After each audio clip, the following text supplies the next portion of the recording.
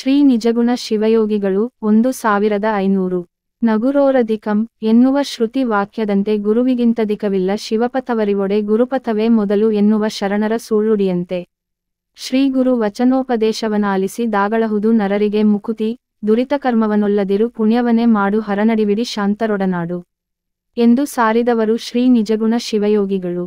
ಇವರು ಮಹಾವಿದ್ವಾಂಸರು. ಈ ನುಡಿಯ ಉದ್ದೇಶ ಸನ್ಮಾರ್ಗಕ್ಕೆಳಸುವುದು, ಪಾಪಕಾರ್ಯ ಮಾಡದಿರು. ಏನಾದರೂ ಮಾಡಬೇಕೆನಿಸಿದರೆ ಸದಾ ಪುಣ್ಯವನೇ ಮಾಡು. ಅಣುರೇಣು ತೃಣಕಾಷ್ಠಗಳಲ್ಲಿ ಶಿವನಿದ್ದಾನೆ. ಅದಕ್ಕಾಗಿ ಸಾತ್ವಿಕರ ಸ್ನೇಹ ಮಾಡು. ಸಕಲ ಜೀವರಾಶಿಗಳಲ್ಲಿಯೂ ಶಿವನಿರುವುದರಿಂದ ಅವುಗಳ ಮೇಲೆ ದಯವಿರಲಿ. ದಯವೇ ಧರ್ಮದ ಮೂಲ. ಇಂತಹ ಅನುಭಾವದ ಆಳದಲ್ಲಿನ ವಿಷಯಗಳನ್ನು ಹೆಕ್ಕಿ ನೀಡಿದವರು ಪುರಾಣೇತಿಹಾಸದಲ್ಲಿ ಪರಿಣಿತರು, ಸಾಹಿತ್ಯ, ಸಂಗೀತ ಸಾಮ್ರಾಟರು, ಮುಕ್ತಿಮಾರ್ಗದರ್ಶಕರೂ ಆಗಿ ಸುಜ್ಞಾನ ಸೂರ್ಯನೆನಿಸಿಕೊಂಡವರು ಶ್ರೀ ನಿಜಗುಣರು. ಇವರ ಕಾಲ ನಿಖರವಾಗಿ ಹೇಳಲಾಗದಿದ್ದರೂ ಗ್ರಂಥಗಳ ಆಧಾರದಿಂದ ಅಂದಾಜಿಸಲಾಗಿದೆ. ಶ್ರೀ ನಿಜಗುಣರು ತಾವು ರಚಿಸಿದ ವಿವೇಕ ಚಿಂತಾಮಣಿ ಗ್ರಂಥದಲ್ಲಿ ವೃಷಭಾದಿ ಪ್ರಮಥರನ್ನು ಅಂದರೆ ಕ್ರಿ. ಶ. 1131 ರಲ್ಲಿದ್ದ ಶರಣ ಸಮೂಹವನ್ನು ಸ್ಮರಣೆ ಮಾಡಿದ್ದಾರೆ. ಮುಂದೆ ಬಂದ ಶ್ರೀ ಷಡಕ್ಷರ ಕವಿಯು ಕ್ರಿ. ಶ.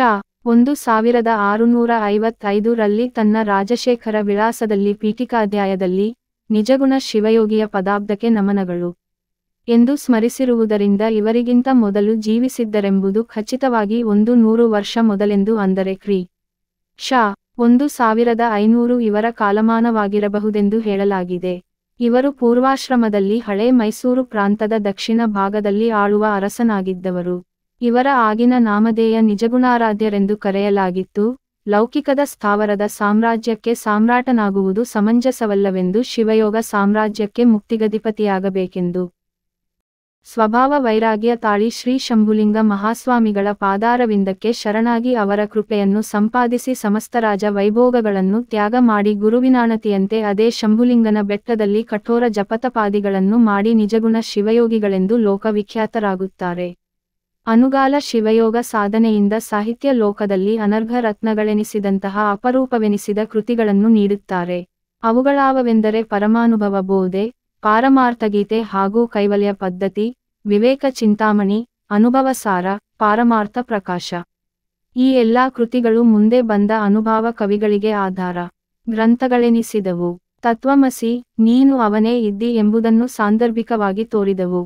ಮಹಾಜ್ಞಾನವನ್ನು ಸಂಪಾದಿಸಿ ಸಾಹಿತ್ಯ, ಸಂಗೀತ ವಿದ್ವಾಂಸರೆನಿಸಿ ತಮ್ಮ ಶ್ರೀ ಗುರುವು ಶಿವನೆಂದೇ ಭಾವಿಸಿ, ಭಜಿಸಿ, ಸುಖಿಸಿ, ಮೋಕ್ಷ ಸಾಮ್ರಾಜ್ಯಕ್ಕೆ ತಾವೊಬ್ಬರೇ ಹೋಗದೆ ಪ್ರತಿಯೊಬ್ಬ ಪ್ರಾಪಂಚಿಕ ಮುಮುಕ್ಷುವಿಗೂ ಪಾರಮಾರ್ಥದರಿವನ್ನು ಅದರ ಒಳಮರ್ಮವನ್ನು ಬಿಚ್ಚಿ ಇಟ್ಟರು. ತಾವು ರಚಿಸಿದ ಪ್ರತಿಯೊಂದು ತತ್ವಪದಕ್ಕೂ ರಾಗ ಸಂಯೋಜಿಸಿ ಪ್ರತಿಯೊಬ್ಬರ ಮನದ ಕದವನ್ನು ತೆರೆದರು. ಪ್ರತಿಯೊಂದು ಮನೆಗೆ ತೆರಳಿ ವೀರಶೈವ ಧರ್ಮದೀಕ್ಷೆ ಕೊಟ್ಟು ಜ್ಞಾನ ಪ್ರಕಾಶವನ್ನು ಹಚ್ಚಿದರು. ಈ ರೀತಿಯಾಗಿ ಭವಸಾಗರ ದಾಟಲು ಸಾಧನೆಯ ಹರಿಗೋಲನ್ನು ಕೊಟ್ಟು ವೈರಾಗ್ಯದಿಂದ ಅಲೌಕಿಕ ಜಗತ್ತನ್ನು ತೋರಿದರು. ಇವರ ನಂತರ ಬಂದಂತಹ ಶರಣರಿಗೆ ಮುಮುಕ್ಷುಗಳಿಗೆ ಶ್ರೀ ಮನ್ನಿಜಗುಣರೇ ಆದಿ ಆಧಾರ ಗುರುವಾಗಿ ನಿಲ್ಲುತ್ತಾರೆ. ಇವರ ಎಲ್ಲಾ ಕೃತಿಗಳು ಕಾಮಧೇನು ಕಲ್ಪವೃಕ್ಷಗಳೆನಿಸಿವೆ. ಇದೇ ನೆಲದಲ್ಲಿ ಅವತಾರವೆತ್ತಿದ ಆರೂಢ ಪರಂಪರೆಗೆ, ಅವಧೂತ ಪರಂಪರೆಗೆ, ಸತ್ಸಂಗಿಗಳಿಗೆ ಮೂಲ ನೆಲೆಯಾಗಿ ಆಧ್ಯಾತ್ಮಿಕ ನೆಲೆಯಾಗಿ ಅವರೆಲ್ಲರೂ ಮುಕ್ತಾಂಗನೆಯನ್ನು ಸೇರಿದವರಾಗಿದ್ದಾರೆ. ಸಕಲ ರಾಜ್ಯ ವೈಭೋಗಗಳಿದ್ದರೂ ಈ ಜೀವನ ಕ್ಷಣಿಕವೆಂದು ಮಧ್ಯರಾತ್ರಿ ಎದ್ದು ಹೋದಂತಹ ಬುದ್ಧನಂತೆ ಏಕಾಏಕಿ ಅವುಗಳನ್ನೆಲ್ಲ ತ್ಯಜಿಸಿ ನಡೆಯುತ್ತಾರೆ. ಅಭಾವ ವೈರಾಗ್ಯ ತೋರುವವರೇ ಅಧಿಕರಾಗಿರುವ ಈ ಸಂದರ್ಭದಲ್ಲಿ ಸ್ವಭಾವ ವೈರಾಗ್ಯ ತಾಳಿ ಸರ್ವೋತ್ತಮನನ್ನು ಸೇರಿದಂತಹ ನಿಜಗುಣ ಶಿವಯೋಗಿಗಳು ಈ ನೆಲದ ಪುಣ್ಯದ ಫಲವಾಗಿ ಗೋಚರಿಸುತ್ತಾರೆ. ಸಕಲ ಶಾಸ್ತ್ರ, ಸಂಗೀತಕ್ಕೂ ಆದಿಗುರುವೆನಿಸುತ್ತಾರೆ.